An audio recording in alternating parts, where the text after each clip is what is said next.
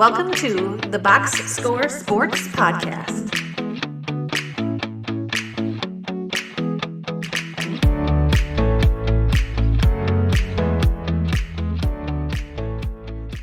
And we're going to start with the Phoenix Suns. So if you're watching this on YouTube, Phoenix Suns, let us know how you feel about their season and what they should do moving forward, and give them a grade 1 through 5 stars, and let us know your thoughts. So let's start with the Suns. They finished 45-37. They were swept by the Thunder in the first round, and they were the eighth seed. So Clint, let's start with our pros for the season. Give me your first pro. I think the first pro has to be Jordan Knott, their coach. Mm-hmm. Being able to, I mean, again, we've kind of been sour on the Suns for a while. They traded it all for KD and Beal, and it didn't work. I think we all thought they were going to be pretty bad this year. But again, talking about a guy that I don't want to say came out of nowhere, he's kind of known in coaching circles, but be able to get this team to the playoffs or the play-ins, with kind of the roster and limitations they have, is a heck of a job. And that's like a good building block, knowing you have a coach that he's probably only going to get better from here. And if you can improve the roster, things change. I think is a good base to have, is to know that, all right, we have a coach. We know he's not bad. Yeah. Yeah, I agree. I had him written down too, finding a way to win that many games. I think most of us thought they would be a lottery team this year. I think the build of the team is still a little funny, but he found ways to get the most out of that team.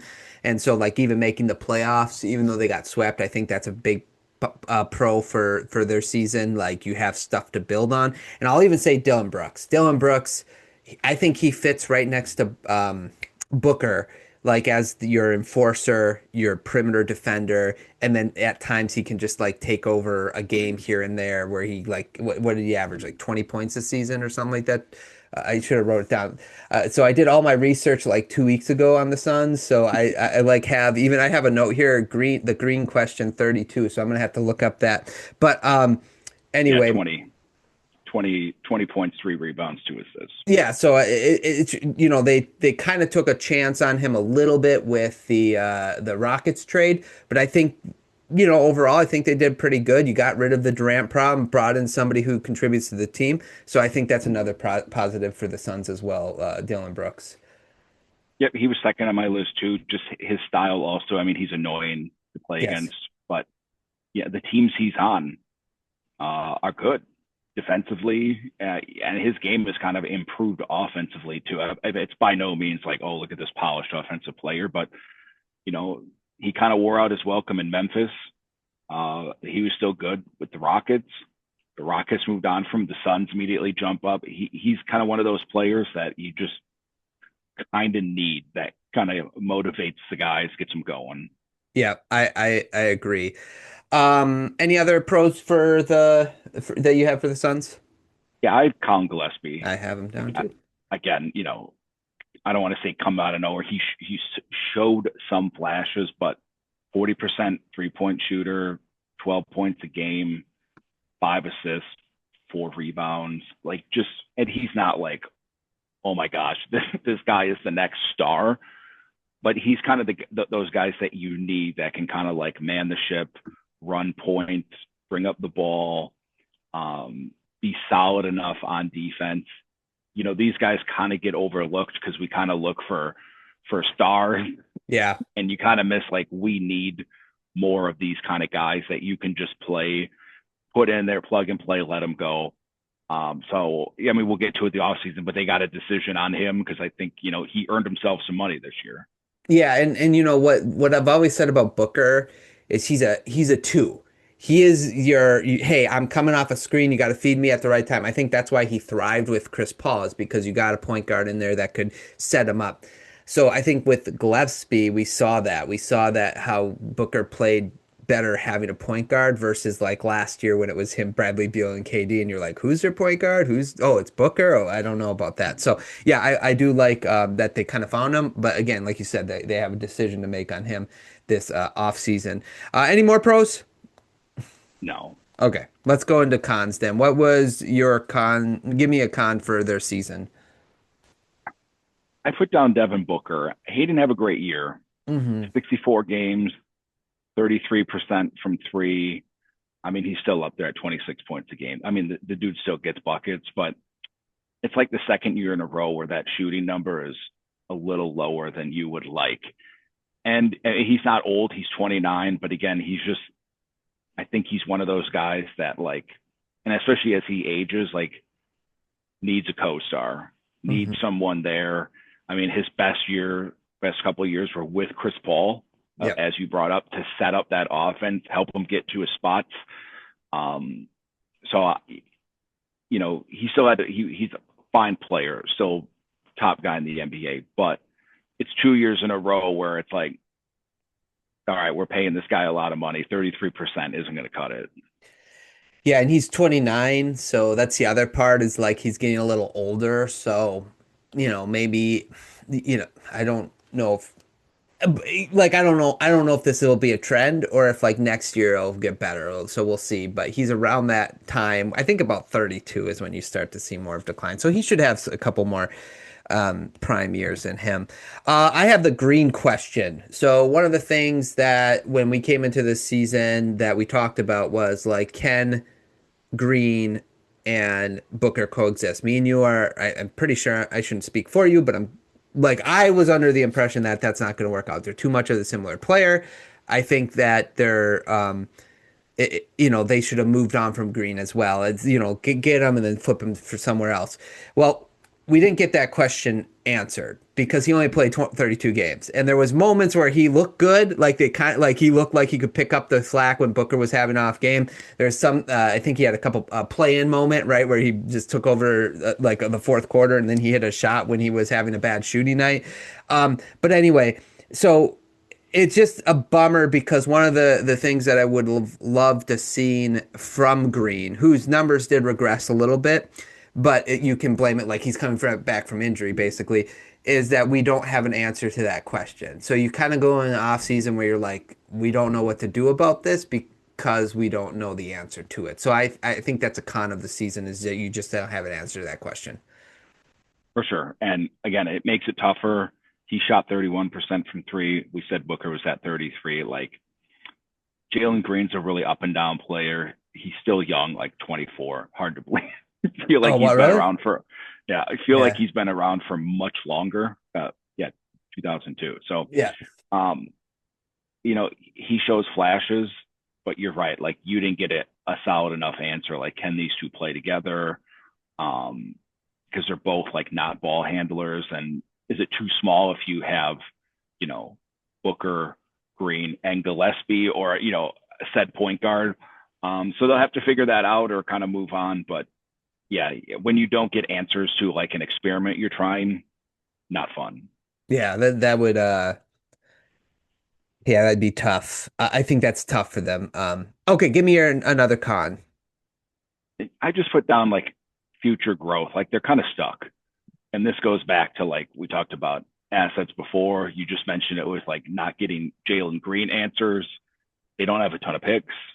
Um, they're guys they drafted this year, like you didn't see a lot from. Like Ryan Dunn kind of hasn't done anything. Malawach didn't really show you much.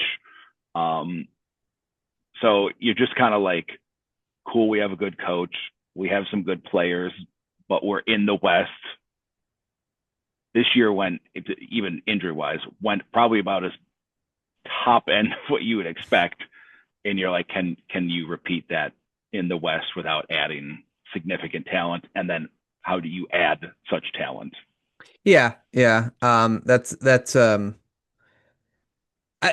so that center, Oso, how do you pronounce his last name?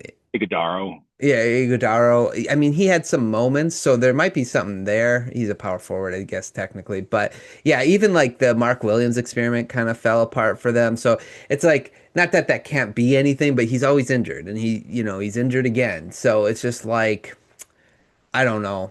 You're right. The future growth, and when you watch the playoffs, and not only did you get swept by the Thunder, but then you watch the Spurs and Thunder and be like, okay, really, how are we going to get to that point from where we are? So yeah, that's another good con to bring up. Just the lack of a plan moving forward, especially with their young guys.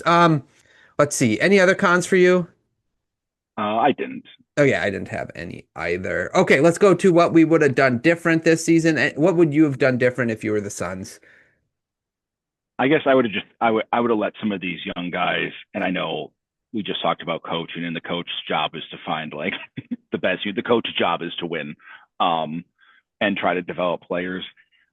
I just think at times maybe you just kind of suffer through some more Malawatch minutes and just let him learn, see what he got, see what he's got, see what he got. Yeah, good one. Yeah. Just see what he has, and then as you go into next year, you not that you're going to get an answer because he's really young and raw, but we're going to go into another year like trying to ease him in.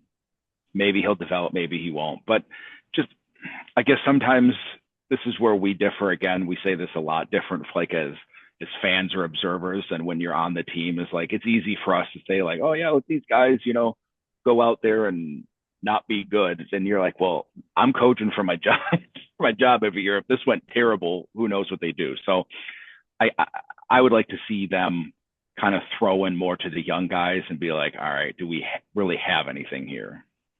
Yeah, I do. I agree with that, especially because like what was your ceiling anyway? You kind of found it, I guess. You found your ceiling with this group of guys and like was it worth it? Again,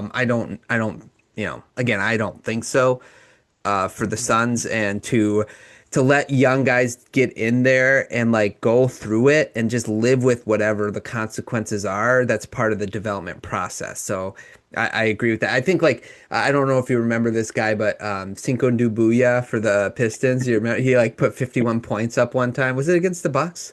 Yeah, probably. Okay, but he like there was, but like again, I think it was Van Gundy. He was so quick to pull him every time he made a mistake. Every time, and it just ruined his development, in my opinion. Like when you put guys in there, just let them play through mistakes because you'll get the most out of them, and you'll find out more information about them too. But yeah, that's a good one. I put like just start an actual point guard like. For most of the season, so their depth chart, it's Booker, Green, Godwin, at small forward, Brooks and Williams. And I think that's part of the reason why Booker's numbers have regressed is because he's handling the ball more. And it's not that he can't be like a secondary ball handler, but he shouldn't be a primary one. Now Gillespie did start like 50 games or something like that, but you should always just have a starting like even when Green's healthy, have a starting point guard in your roster. I think that would have probably helped, and it would have helped Booker probably a little bit too. Maybe not have such a it wasn't a big regression, but any regression for that matter. So I would have probably made sure I had a starting point guard all year, whether it was a veteran or one of these young guys in the rotation. Yep. Yeah, and I think you see it too. Like if you expand on the Suns, like if you picture a backcourt of Booker and Jalen Green trying to bring the ball up on the Spurs or the Thunder, you immediately see like we need ball handling. Yeah, correct. Okay, grade their season, Clint. I gave them 4 stars. Me I too. just think I thought they were going to be really bad. And even despite injuries, again, it goes back to coaching. They really exceeded expectations. So, 4 stars. I have 4 stars as well. I agree. I still cannot believe you. I was listening. I was editing our videos, and I still can't believe you only have the Lakers at 3. That's like blows my mind. But yeah, 4 stars. Great season for the Suns. I think for sure you could look at like Dylan Brooks and Booker if you wanted to as like, okay, how do we build around these two guys? Like as kind of points moving forward. I don't know what you do about the Green situation, but you have Gillespie and some younger guys that maybe like like you can still have a little hope in. We just don't know if you can hope in them, like Malawatch and the power forward Oso there. So we'll see what happens. But yeah, 4 stars, way better than what I thought. Off season. Let's look at their off season. Bobby Marks off season. So what do they have? They don't have a first round pick. Their free agents are Gillespie. They have Williams as a restriction. Godwin is a free agent. Coffee and the rest really don't matter. They are about 17 million under the cap right now, and before they hit their luxury tax, I should say, and then add 9 to that, so 26 before they hit the first apron. They do have the second round. I'm getting Suns pick 47. Did they have a first round pick this year? I don't think they have it this year. No, Okay. maybe a So second. yeah, they do have a 47. Okay. Um, okay, Clint, what would you do if you were the Suns this offseason? See, this is where like they kind of got themselves out of trouble with the cap, but then, like you said, they're like 17 million below the cap right now. You probably don't want to be a tax team. Gillespie's a free agent. Like, what is your price on him? Some team might give him the full mid level, which is what, like 14 or 15 million Hmm. for a few years. Then you're right up against it. You bring in some minimum guys, and you're just rolling back the same team. And that's where the Suns off season becomes difficult, as we've said a million times now. It's hard to just let Gillespie walk because you don't have anyone behind him, but you don't want to pay him too much because you definitely don't want to be a tax team. So you're just kind of stuck in the middle. I think, again, for the sake of trades, for the sake of salary cap, fill in contracts, you probably got to keep, you've probably seen enough from Gillespie to be like, this guy can at least play. Hmm. Let's keep him. Let's figure it out. Yeah, I agree with that. I also, like a big question got to ask yourself is it, I don't think they will, or I don't even know if they should, but like, is it time to move on for Booker? Like we talked about, he's 29, 30. How close are you really competing with the Spurs and the Thunder? I like you could even say the Nuggets or Timberwolves even and be like, well, we're not to them yet. Is there a big move you can make that will help you compete with the Nuggets, Timberwolves, let alone the Spurs and the Thunder? I don't see a move. So is it like I think one of the big questions they got to ask yourself is it time to move on from Booker or are we going to keep him? I think that's important. I really think they should focus on moving off of Green. I think there's enough teams that lost out in the lottery, like the Kings or the Nets in particular, that maybe you could sell them on taking Green and maybe getting something back for them that they have. I think especially the Nets have cap room, correct? So they could even just take his salary, which would open up a little bit more for Gillespie and maybe another move. But I also think this offseason, develop Malawatch, work really hard on doing that, and then play him more next year. Like he's got to be at least your backup center at the very least. Yep. I think, I mean, I get it. We're kind of going through it with Giannis right now. Like when you have a guy that's like the team and when you're kind of stuck in that middle, like the Suns have been, like you hate to give up on that guy. But when you look through the offseason and some of these teams, they might throw some assets at you to kind of like start this over where you don't have to take back. If you're the Suns, you're not like looking for, oh my God, we need to be good. You're already out some of these picks. So, and with the new lottery odds, if that's going into effect, like I think there'll be 3 or 4 teams where Devin Booker might be an easier fit than those teams trying to trade for Giannis because everything revolves around Giannis. You can fit Devin Booker into the Timberwolves, the Pistons, some of these teams where he can be like that secondary guy while you already have a star. But you're right. Like, where are we going with this? He's only going to get older. Yeah. And if you see more of a drop off and that contract, you're going to end up 2 years from now, like not as bad as Joel Embiid, but like cool. We have Devin Booker and we're going to win 25 games. Yeah, correct. And I think like the one team I guess really watch out for is just the Nets because I'm just like, could they convince themselves like a Michael Porter Jr.